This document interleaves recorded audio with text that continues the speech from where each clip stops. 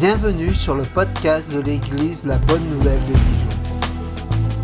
Merci de nous suivre afin de plonger ensemble au cœur de la Bible et d'y découvrir le message que Dieu adresse à ceux qu'il aime.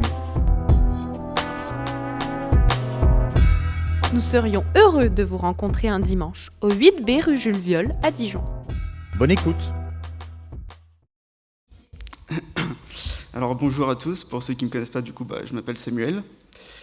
Et je vais vous raconter mon témoignage, voilà quoi. Alors moi, j'ai grandi dans une famille chrétienne. Quand j'étais petit, mes parents m'amenaient à l'église et m'inculquaient les valeurs chrétiennes. Malgré cette enfance, durant l'adolescence, je me suis écarté de ce chemin. Durant cette période, le peu de fois que j'avais disparaissait au fil du temps. Je n'allais plus à l'église, préférant les grasses matinées. Et mon comportement, mes actes et mes paroles n'étaient plus régis par Dieu, mais par le monde.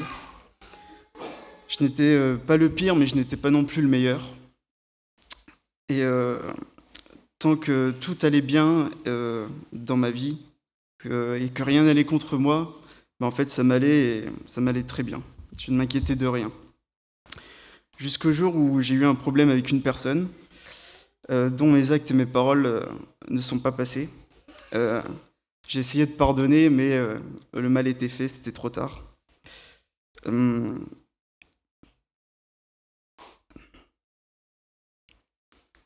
C'est plus facile quand c'est chez soi. La conséquence, du coup, c'est que j'ai été harcelé et frappé par un de ses amis. Ce traumatisme m'a poussé vers... Pardon. Ça m'a poussé vers la solitude, le renfermement sur moi-même et la peur du jugement des autres. Malgré ce qui m'est arrivé, je me suis même pas tourné vers Dieu. J'ai préféré me tourner vers les jeux vidéo qui sont devenus une addiction. Mais Dieu n'était pas si loin pourtant, car durant cette même période, ma mère avait eu l'idée de m'inscrire à un camp chrétien. Au vu de la situation, je n'avais vraiment pas envie d'y aller, mais bon, elle avait payé et puis du coup j'étais obligé d'y aller. Et j'avais tellement peur de rencontrer des gens qui ne m'appréciaient pas. Et donc j'y suis allé et finalement tout s'est bien passé et j'ai rencontré de super personnes. J'ai pris conscience que Christ m'avait sauvé et qu'il fallait que je l'accepte dans ma vie. Ce que j'ai fait. Alors c'était le signe d'un nouveau départ pour moi. Grâce à cela, je suis sorti de ma solitude, de mon addiction. J'ai pu me sociabiliser de nouveau avec les gens. J'avais un peu plus confiance en moi. Tout cela était une bonne chose et j'étais reconnaissant pour cela. Mais malheureusement, j'entrais dans une période où ma foi devenait tiède. Elle était forte par moments et inexistante à d'autres. Pour donner de simples exemples, lorsque j'étais avec des amis chrétiens, au groupe de jeunes ou encore des événements chrétiens, là Dieu était présent dans mon cœur et dans mon esprit. Mais quand j'étais avec des amis non chrétiens ou quand je mentais ouvertement à mes parents pour dire que j'allais voir ma petite amie non chrétienne, et Dieu n'était vraiment pas du tout là dans ces moments-là. Je le mettais en sourdine. Et tant que ces deux mondes ne se croisaient pas trop, ça m'allait en fait. Mais au fond de moi, je sentais que choisir Dieu était la meilleure chose à faire. Mais j'étais trop attaché à certaines choses pour faire le pas en fait.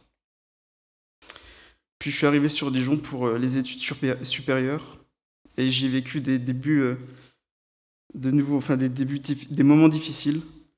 J'ai perdu de vue certains amis. J'ai aussi rompu avec ma petite amie. Et les choses qui me retenaient de choisir pleinement Dieu n'étaient plus là. Mais c'est là où je me suis rendu compte que j'étais plus attaché à ces choses qu'à Dieu. Je suis retombé dans une période de solitude dans laquelle je me posais énormément de questions sur moi. Pourquoi j'étais là, à quoi je servais, qui s'intéressait à moi. Dieu était de nouveau éloigné de ma vie. Mais c'est justement à ce moment-là où je me suis dit que la seule chose que je pouvais faire, mon seul espoir était de me tourner vers Dieu et de prier pour qu'il m'aide. Et il a répondu à mes prières, car à cette même période, j'allais au groupe biblique universitaire où des étudiants se rassemblaient pour parler de la Bible. J'y ai rencontré des amis très chers qui m'ont aidé à sortir de cette spirale négative et qui m'ont aidé à combattre ce que je traversais. J'ai aussi indirectement rencontré Perrine, avec qui je partage maintenant ma vie. Tout ce qui m'est arrivé sur Dijon m'a vraiment poussé à prendre position pour Dieu, à vivre pour lui. J'ai donc commencé à fréquenter l'église de la Bonne Nouvelle et j'ai demandé d'être baptisé en 2019. Et depuis ce jour, chaque difficulté que je traverse, chaque incertitude, chaque peur, chaque pensée sombre que j'ai, me ramène toujours aux mêmes choses, aux mêmes vérités. Dieu m'a sauvé parce qu'il m'aime. J'ai de la valeur à ses yeux. Et avec lui, j'ai la vie éternelle. Et je peux qu'être reconnaissant envers lui pour cette grâce qu'il m'a faite, car elle a considérablement changé ma vie. Gloire au nom de notre Dieu.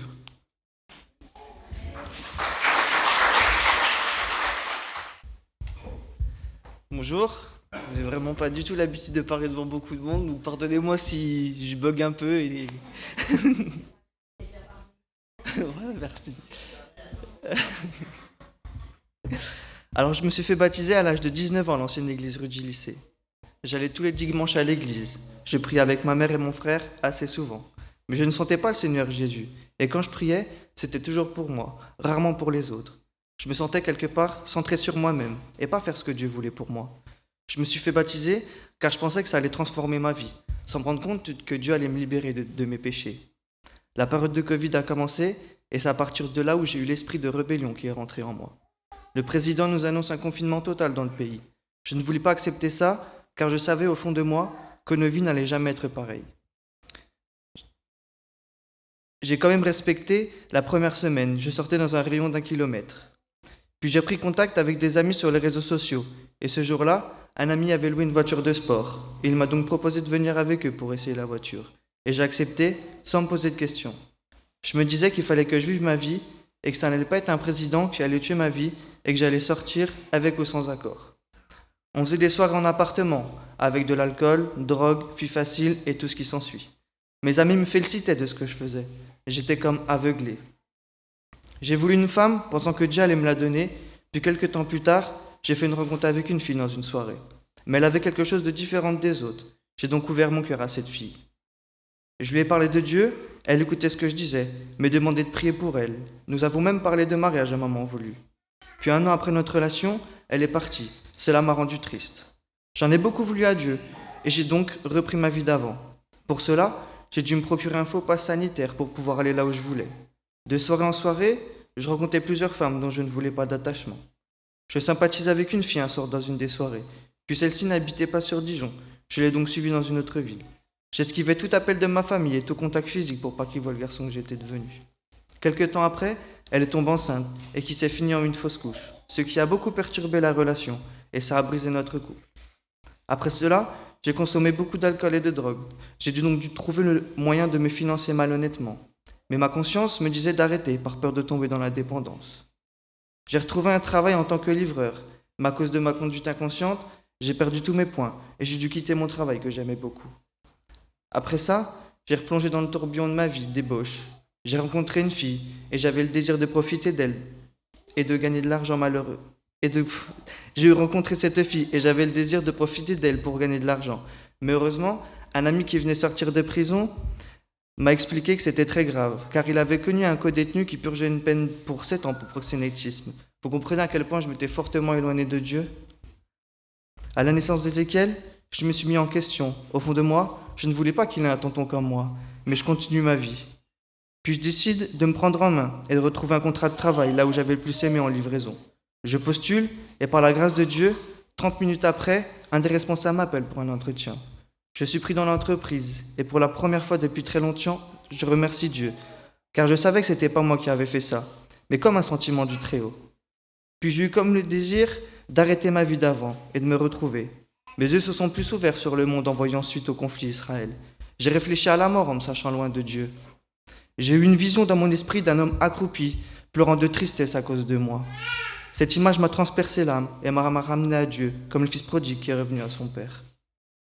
Au travers de mes pleurs, j'ai demandé pardon à Dieu comme jamais. Conscient d'avoir fait pleurer Dieu à cause de mes péchés, en une nuit, il a répondu à ma prière. Le lendemain, je me suis senti tellement bien, tellement revivre de l'intérieur et habité du Saint-Esprit, que même aujourd'hui c'est compliqué d'expliquer cette sensation. Depuis ce jour, j'ai arrêté tout désir sexuel, la drogue, l'alcool et même la cigarette. Et je me suis rapproché de ma famille. J'ai eu le désir de mettre ma vie en ordre pour payer toutes mes amendes, Pardon. J'ai eu le désir de mettre ma vie en ordre pour payer toutes mes amendes. C'est pourquoi je travaille beaucoup, même le dimanche. Mais c'est quelque chose que je veux changer. Car je sais que ma place est au milieu de vous pour louer ce Dieu qui m'a purifié et pardonné de tout mon péché. Maintenant, avant de me plaire à moi-même, avant de me plaire à moi-même, je dois avoir plaire à Dieu.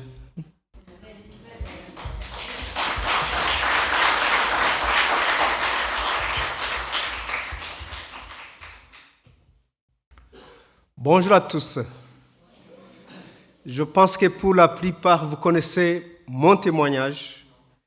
J'ai déjà parlé de ma situation quand j'étais errant pendant la guerre. Et j'ai parlé de comment Dieu a intervenu et m'a sauvé physiquement et spirituellement. Mais aujourd'hui, je vais parler autre chose, mais toujours dans la même histoire. Aujourd'hui, dans la même histoire, je vais parler de comment j'ai prié, mais je n'ai pas eu de réponse. C'était pendant cette guerre, je vous ai dit que j'ai perdu beaucoup des amis, beaucoup de membres de la famille.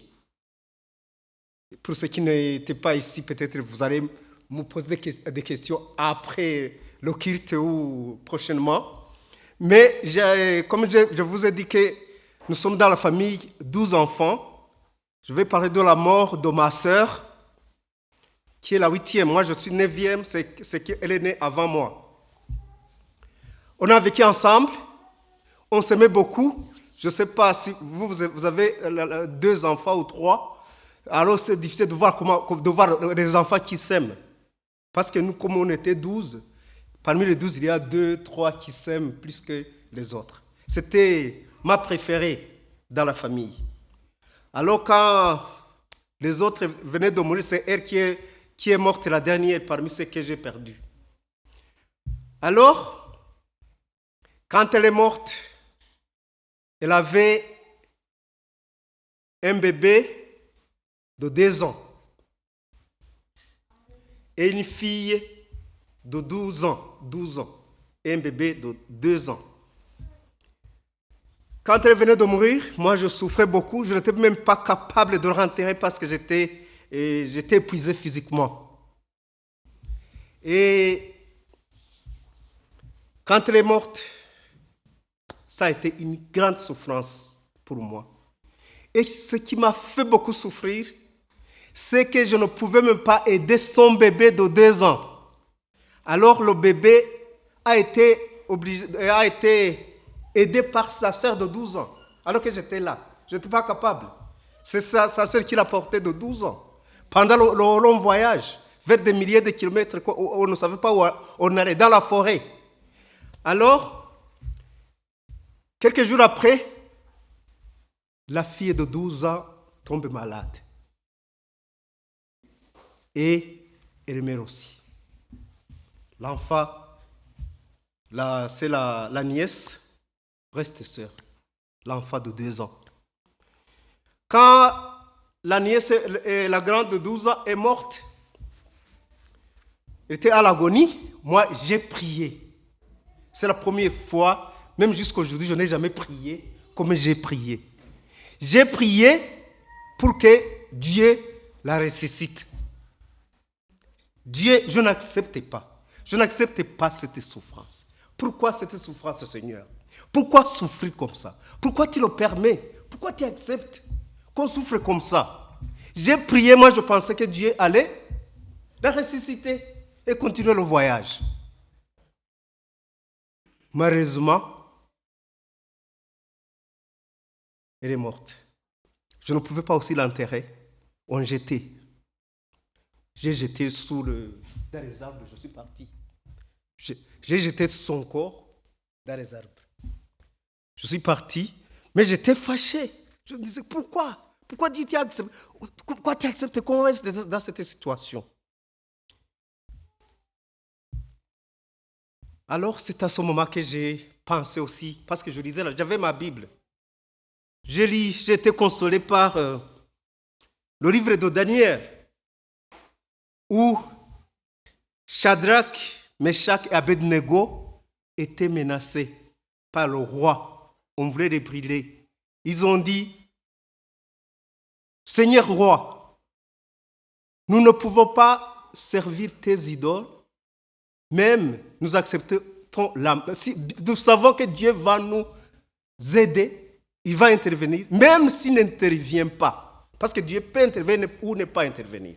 Même s'il n'intervient pas, nous acceptons la mort. C'est pourquoi j'ai choisi aussi ce texte. C'est un long texte, mais qui va vous aider aussi, comme il m'a aidé à ce moment-là. C'est Daniel 3, versets 8 à 28, on dit: à cette occasion et dans le même temps, quelques Chaldéens s'approchèrent et accusèrent les Juifs. Ils prirent la parole et dirent au roi Nebuchadnezzar: ô roi, vis éternellement. Tu as donné un ordre d'appeler le cœur tous ceux qui entendraient le son de la trompette, du chalumeau, de la guitare, de la sambuque, du psalterion, de la cornemuse et de toutes sortes d'instruments, devraient se prosterner et adorer la statue d'or. Et d'appeler le cœur, quiconque ne se prosternait pas et n'adorerait pas serait jeté au milieu d'une fournaise ardente. Or, il y a des Juifs à qui tu as remis l'intendance de la province de Babylone, Shadrach, Meshach et Abednego, hommes qui ne tiennent aucun compte de toi, ô roi. Ils ne servent pas tes dieux et ils n'adorent point le statut d'or que tu as élevé. Alors Nebuchadnezzar, irrité, furieux, donna l'ordre qu'on amena Shadrach, Meshach et Abednego, et ces hommes furent amenés devant le roi. Nebuchadnezzar prit la parole et leur dit: est-ce le propos de libérer Shadrach, Meshach et Abednego que vous ne servez pas mes dieux et que vous n'adorez pas le statut d'or que j'ai élevé? Maintenant, tenez-vous prêts, et au moment où vous entendez le son de la trompette, du chalumeau, de la guitare, de la sambuque, du postérion, du psalterion, de la cornemuse et de toutes sortes d'instruments, vous vous prosternerez et vous adorerez la statue que j'ai faite. Si vous ne l'adorez pas, vous serez jetés à l'instant même au milieu d'une fournaise ardente. Et quel est le Dieu qui vous délivrera de sa main? Shadrach, Meshach et Abednego répliquèrent au roi Nebuchadnezzar: nous n'avons pas besoin de te répondre là-dessus. Voici, notre Dieu que nous servons peut nous délivrer de la fournaise ardente et il nous délivrera de ta main, ô roi. Sinon, c'est là où j'aime, sinon, sache, ô roi, que nous ne servirons pas tes dieux et que nous n'adorerons pas la statue d'or que tu as élevée. Si quoi, Nebuchadnezzar fut rempli de fureur, il changea de visage, en tournant ses regards contre Shadrach, Meshach et Abednego. Il reprit la parole et ordonna de chauffer la fournaise cette fois, puisqu'il ne convenait de le chauffer. Puis il commanda quelques-uns des plus vigoureux soldats de son armée de lier Shadrach, Meshach et Abednego et de les jeter dans la fournaise ardente. Ces hommes furent liés avec leurs caleçons, leurs tuniques, leurs manteaux et les autres vêtements et jetés au milieu de la fournaise ardente. Comme l'ordre du roi était sévère et que la fournaise était extraordinairement chauffée, la femme tua les hommes qui y avaient jeté Shadrach, Meshach et Abednego. Et ces trois hommes, Shadrach, Meshach et Abednego, tombèrent liés au milieu de la fournaise ardente. Alors le roi Nebuchadnezzar fut effrayé et se leva précipitamment. Il prit la parole et dit à ses conseillers: n'avons-nous pas jeté au milieu du feu trois hommes liés? Ils répondirent au roi: certainement, au roi. Il reprit et dit: eh bien, je vois 4 hommes sans lien qui marchent au milieu du feu et qui n'ont point de mal. Et la figure du quatrième ressemble à certains fils de Dieu. Ensuite, Nebuchadnezzar s'approcha de l'entrée de la fournaise ardente et prenant la parole, il dit, Shadrach, Meshach et Abednego, serviteurs du Dieu suprême, sortez et venez. Et Shadrach, Meshach et Abednego sortirent du milieu du feu. Les satrapes, les intendants, les gouverneurs et les conseillers du roi s'assemblèrent. Ils virent que le feu n'avait eu aucun pouvoir sur le corps de ces hommes, que les cheveux de leur tête n'avaient pas été brûlés, que leurs caleçons n'étaient point endommagés et que l'odeur du feu ne les avait pas atteints. Nebuchadnezzar prit la parole et dit, béni soit le Dieu de Shadrach, de Meshach et d'Abednego, lequel a envoyé son ange et délivré ses serviteurs qui ont eu confiance en lui et qui ont violé l'ordre du roi et livré leur corps plutôt que de servir et d'adorer aucun autre Dieu qu'un Dieu. Ce texte m'a aidé dans ces circonstances. Il m'a dit, Dieu peut répondre ou ne pas répondre dans nos prières. Même aujourd'hui, je prie, mais je ne reçois pas de réponse positive chaque fois. Mais je sais que je ne peux pas abandonner Dieu à cause du malheur, à cause des problèmes. Je sais que Dieu est toujours avec moi. Ça m'a consolé. Et puis là, je parle de cet enfant qu'on a gardé. On a essayé de garder le reste de la famille. On l'a gardé. Aujourd'hui, ma nièce vient de terminer la licence dans l'université. Je rends gloire qu'elle a pu grandir. Dieu l'a gardée. Elle vient de terminer. Le mois passé, elle m'a envoyé un message qu'elle vient d'avoir sa licence en sciences. Et puis pour terminer, je pense que j'ai pris 10 minutes. Il reste 1 minute. On m'a dit que c'est 10 minutes. Il reste 1 minute. Mais avec cette minute, je termine avec cette citation de Madame Corrie ten Boom. C'est une écrivain. Il dit, Dieu répond-il aux prières? Souvent, mais pas toujours. Parce qu'il sait ce dont nous avons besoin. Il connaît tout. En arrivant au ciel, nous le remercierons pour les prières exaucées. Mais il se peut que nous le remercions bien davantage pour les prières non exaucées. Parce qu'alors, nous pourrons voir les choses selon la perspective de Dieu. Nous constaterons que Dieu ne commet jamais d'erreur. Ce qui m'est arrivé n'est pas une erreur de Dieu. Dieu sait pourquoi. Je vous remercie. Que le Seigneur vous bénisse. Bonjour à ceux que je n'ai pas vus. Pas facile de passer après le fiston. Surtout que il y a des choses bien sûr qui m'avaient bien caché. Et vous imaginez pas que c'est quand même moi qui ai subi un peu toutes ces sauts d'humeur. Mais là, je remercie le Seigneur parce qu'il m'a fait vraiment cette grâce aujourd'hui de pouvoir témoigner avec lui. Comme il m'a fait grâce le jour de mon baptême, que mon fils aîné, Michael, il s'est fait baptiser avec moi. Et là, je suis pleine d'émotions et vous me connaissez. Donc là, je vais vous témoigner de son amour à mon Dieu. Lors d'un concert gospel, alors que je pleurais de désespoir, je vis un flyer sur une chaise qui disait « Dieu donne un sens à ta vie ». Je fis ce saut 2 fois et me fis baptiser en février 2018. J'aime tellement Jésus que je décide de le suivre, comme je peux, en lui obéissant à ses commandements. Le chemin n'est pas facile, mais Dieu est Dieu. Il est le chemin, la vérité et la vie. Cette joie qu'il me donne chaque jour me permet de danser, de chanter, de méditer sa parole et de prier sans cesse. Je sais que je ne suis pas seule, qu'il m'aime et me transforme pour me sentir mieux. Lui seul peut me sauver de cette solitude et de cette lassitude face à mes fardeaux. J'espérais rencontrer l'âme sœur, celui qui me comprendrait malgré ma forte sensibilité, ma faiblesse et ma vulnérabilité à mes émotions. Je prie le Seigneur en lui disant « Seigneur, aide-moi, s'il te plaît, je suis à bout de mes forces, tu me connais, tu as vu toutes mes épreuves. Mes forces m'abandonnent, à forcer de lutter. » Quelque temps après, le Seigneur me fit grâce en me conduisant vers Vincent, mon époux. Quand je m'y attendais plus du tout, plus vraiment, j'étais complètement, je me dis, de toute façon, là c'est bon, j'abandonne.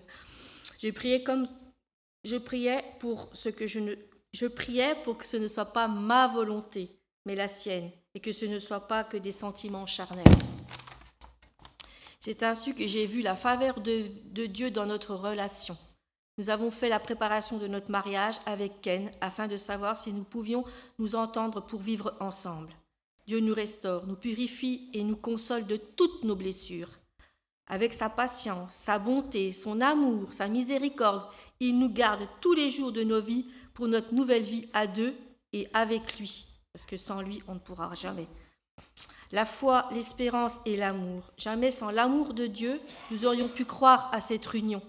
La foi est la ferme assurance des choses que l'on espère et la démonstration de celles que l'on ne voit pas. Oui, la foi est un mystère. Rien ni personne ne pourra nous séparer de son amour manifesté en Jésus-Christ. Oh oui, Seigneur, merci. Merci parce que tu continueras toujours d'œuvrer en nous. Merci encore, Seigneur, parce que tu es le seul à connaître nos cœurs et à nous purifier. Oh, Papa, merci et bénis notre Église. Au nom de Jésus, Amen.